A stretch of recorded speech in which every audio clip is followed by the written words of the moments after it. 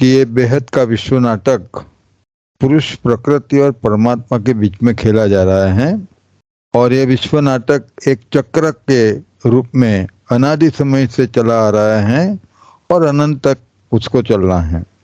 लेकिन ये जो विश्व नाटक है वो विश्व नाटक कोई रैंडम या हैबिचुअल ड्रामा नहीं है, लेकिन बहुत ही सिस्टमैटिक लॉफुल ड्रामा है।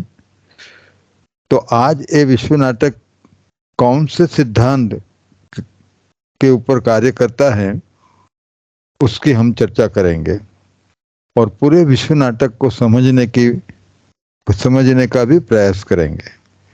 तो आइए हम देखते हैं कि ये जो विश्व नाटक है वो किस तरह से खेला जा रहा है इस सृष्टि रंगमंच के ऊपर।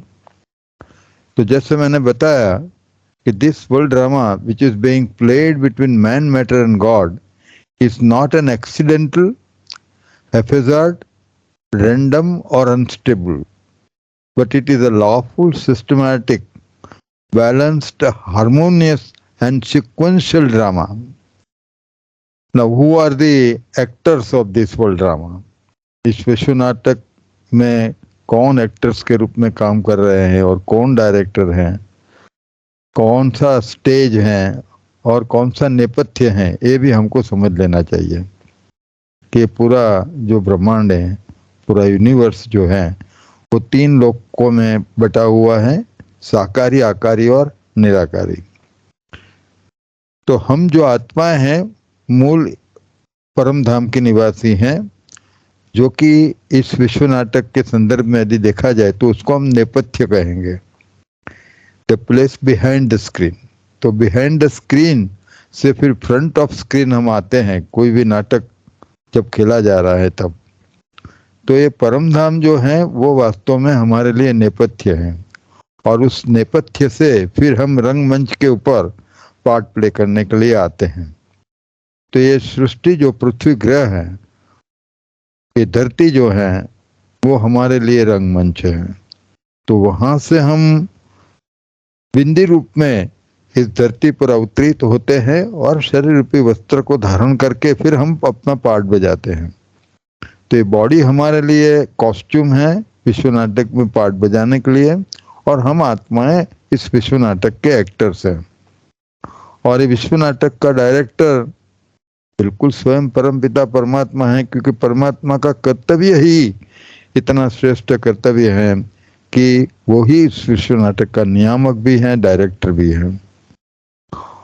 तो नेपथ्य हो गया परमधाम, रंगमंच हो गया हमारी ये पृथ्वी, हम सभी आत्माएं एक्टर्स और परमात्मा है विश्व नाटक का डायरेक्टर।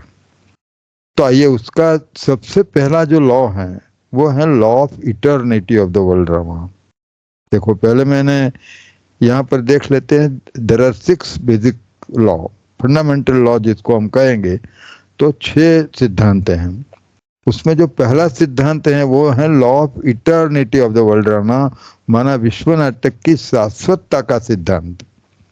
माना ये विश्व नाटक शाश्वत और सनातन है, अर्थात अनादि समय से चला रहा है और अनंत तक उसको चलना है।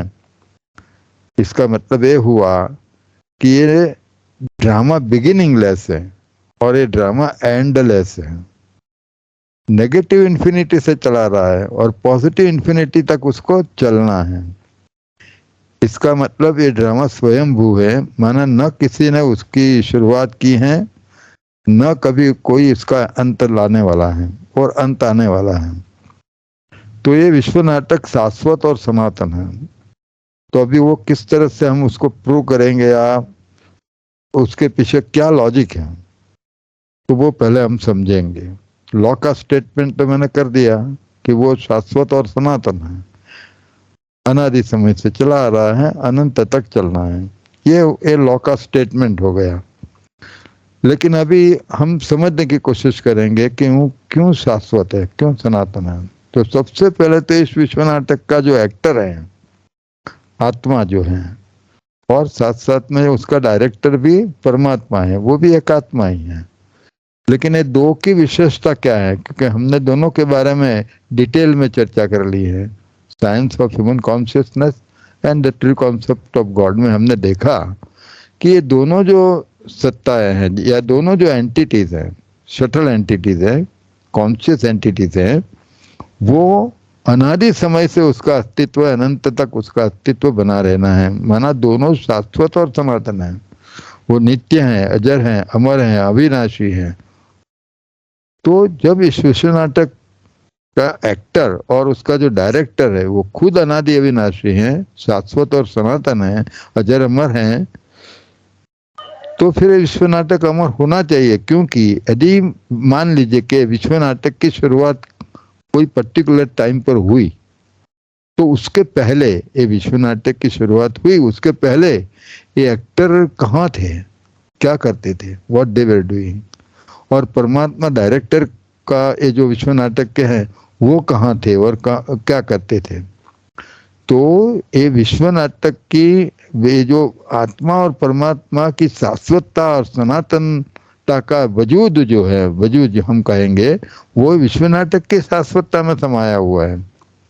ये विश्व नाटक यदि शाश्वत और सनातन नहीं है तो फिर आत्मा और परमात्मा की शाश्वतता या सनातनता का कोई मतलब ही नहीं है, कोई मीनिंगलेस है।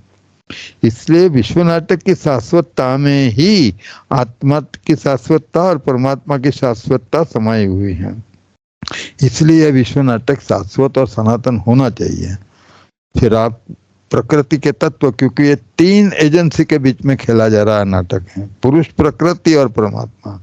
तो ये प्रकृति जो है वो प्रकृति भी शाश्वत सनातन, ये तो साइंस ने प्रूव करके बता दिया है कि प्रकृति के जो तत्व हैं वो भी अनादि अविनाशी हैं।